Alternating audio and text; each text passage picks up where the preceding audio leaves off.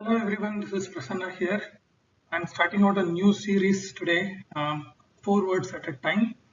This is in an attempt to help people like me who struggle with words, their meaning, and how to use the same in a sentence. I'm starting out with a smaller, 4 words at a time. So I'm calling this as 4 words at a time to keep the learning under 10 minutes so that you benefit the most out of it and learn anytime. I'll also tag the words that I will add each time so that you can learn them individually as well. Hoping that this will help a lot of people. I'm going to learn a lot in this process and looking forward for the same for you people as well. Okay, so let's start today. The first word I'm going to talk about is abandon. Abandon is derived from a Latin word, French, and then ultimately that came into English. It means that to abandon is to leave something and not return to, and stop before you finish, right? Or stop doing it before you finish. As you can see in the picture, there's a dog and looking at a car that is far away. If you look at that, the example I would like to talk about is Joe abandoned his dog in the park and drove away.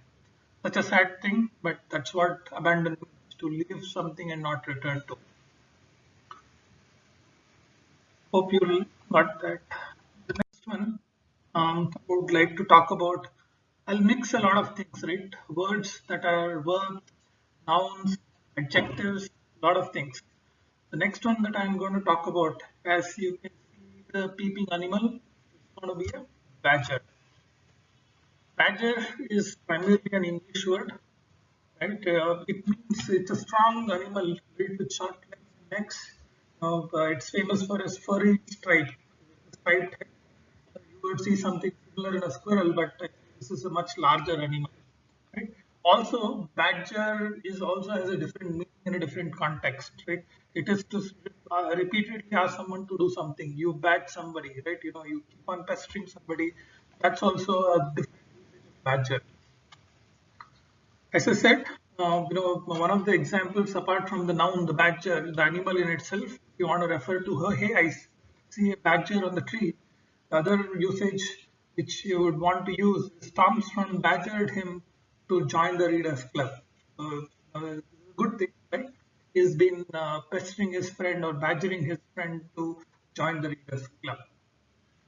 That's the second word for today. Let's go to the next one.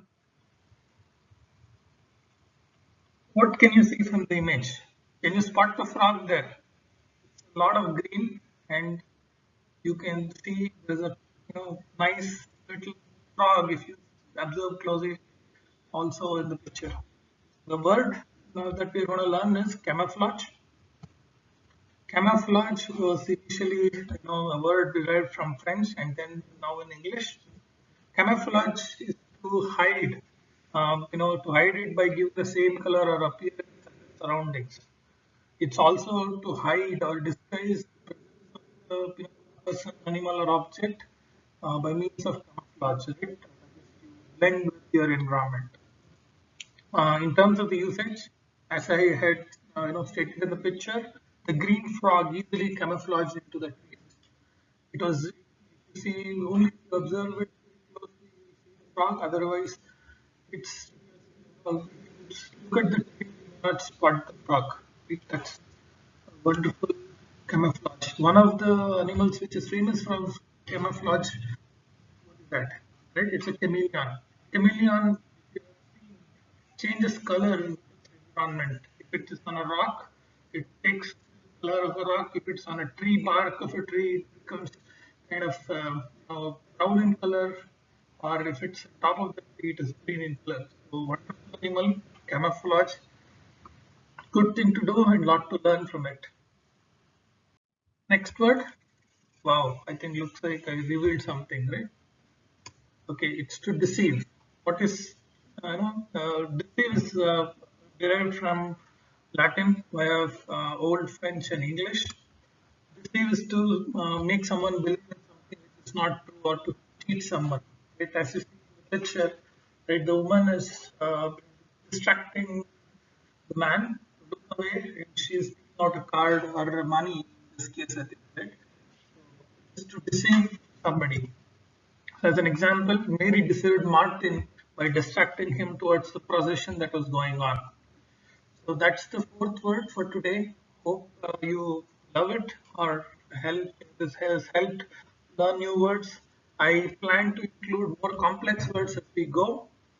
So thank you for watching and happy learning. Once again, this is Prasanna here and starting out the series today, 4 words a day or a time, so that we can learn together. I'm hoping that this will help people apart from myself who's going to learn a lot.